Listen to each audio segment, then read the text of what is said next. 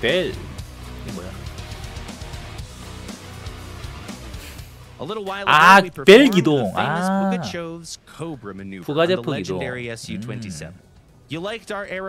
저는 해머턴이라서 했는데 그거는 다른 기동이다 그러더라고요. 아, 큰일 났네. 또 이거 하면 또 공방에서 또 할 거 아니야. 이렇게 하면 한두 대씩 꼭 저거 코브라 기동 하거든요. 그러다 추락도 하고. 큰일 났네, 큰일 났어. Who's the original author? What are the rules? It's all a mystery. As it often happens, the name and the rules differ depending on who you ask. What we know for certain is little.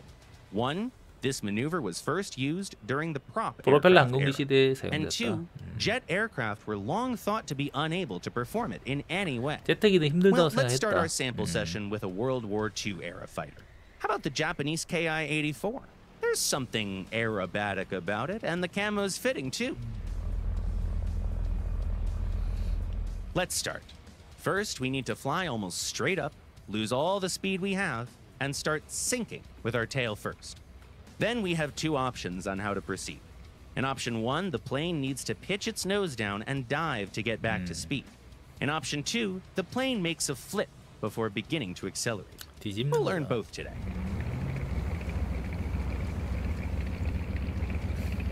It would be wise to gain an altitude of around 1 kilometer to have some space left for the dive. 자, 1000m 이상에서는 해라. Around 400 kilometers an hour to lose it quicker.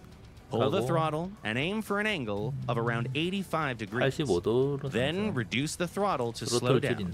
Wait for the speed to drop almost all the way to zero and pitch down.